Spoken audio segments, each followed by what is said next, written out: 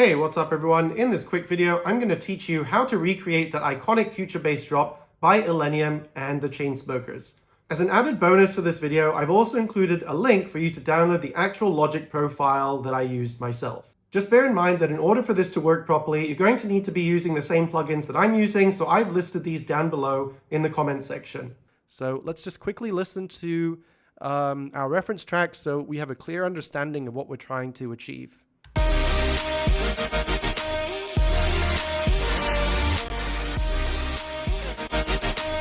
So I'm just going to play what I have so far. Of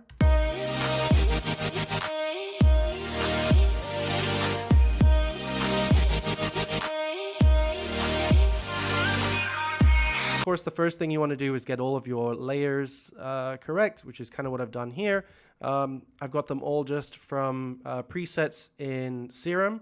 And now what you want to do is group your synths, and then you're going to want to send them to another bus. So I sent them to bus 20, and then on bus 20, you're going to want to make sure that there is no output there.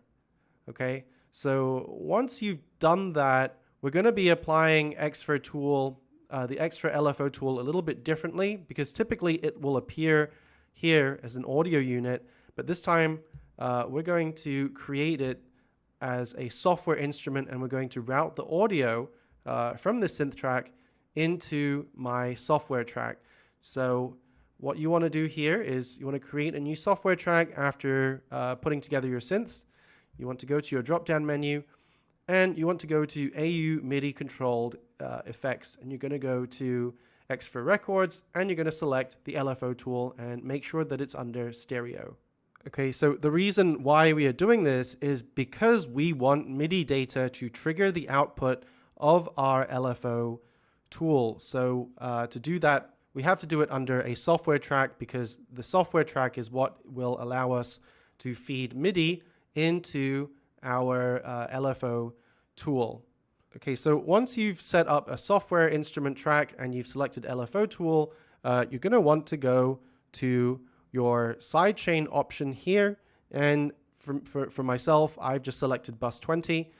So you can use whatever bus you want, but just make sure that the sidechain is enabled to the correct audio bus.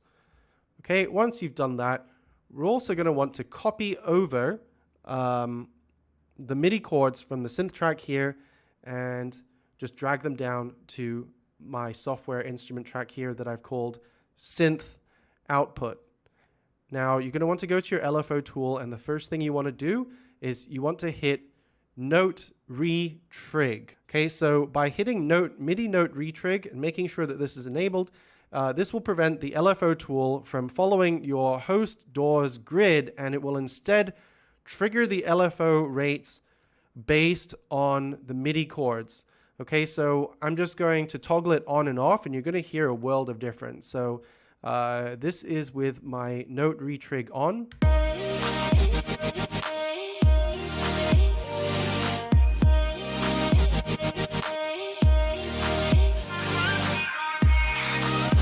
Right now, if I were to just remove this note retrig, I'm just going to remove the MIDI data.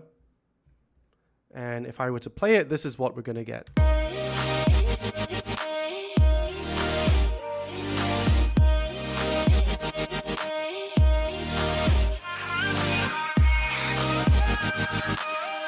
Right, so it's not hitting exactly how we want it to, which is why it's important to have the note retrig, MIDI note retrig enabled.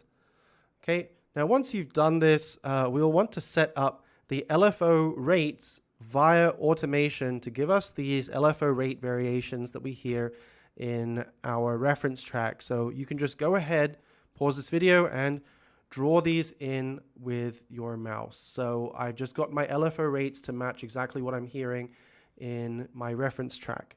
Okay, now after drawing in your automation data, you're going to want to adjust to taste and draw in an envelope, okay, that sounds good or that sounds pleasing to your ear. So you could have the side chain trigger a little bit late or a little bit early, so you can just play around and adjust the taste.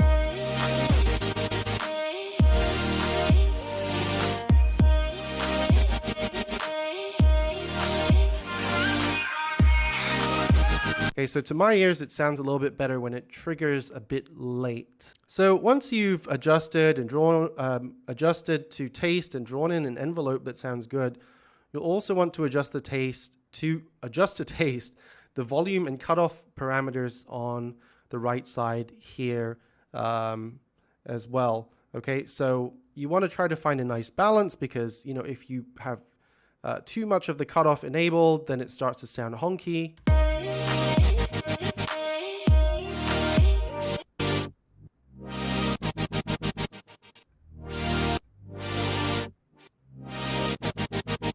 Right, so I don't really like that, so I kind of found like around 80% sounded good.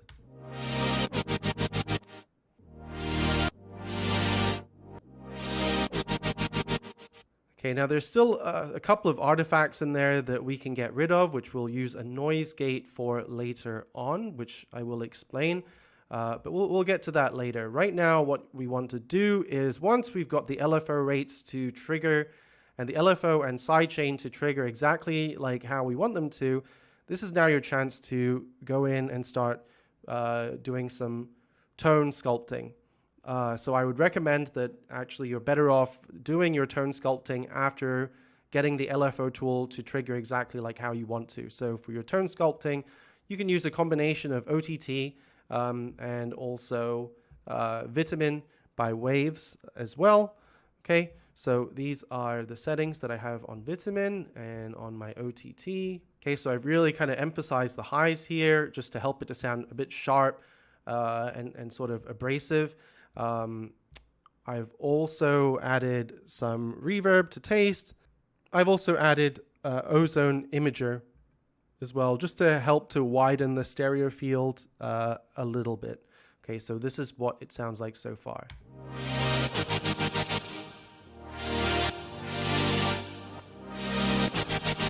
Right, so right now it still sounds a little bit messy. There are still some audio artifacts in there that aren't exactly pleasing to the ear.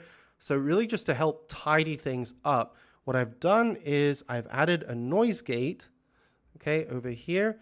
And what I've done is I have sidechained this noise gate to a duplicate copy of my synth chords. So you can create any instrument you like. It's just an electric keyboard down here that I've titled noise gate. I've routed the audio to bus 26, and then I've made sure that there is no output, so I'm not going to hear the sound. And then under my synth output track, under my gate option, I've just made sure that the noise gate is being fed by bus 26. Okay, so again, this is just to tidy up my drop and to prevent any potentially weird artifacts or long reverb tails. So let's have a listen to everything together.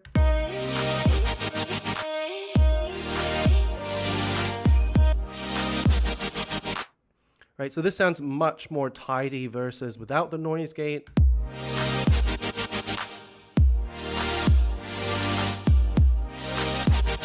Right, so there's quite a world of difference between with the noise gate and without the noise gate.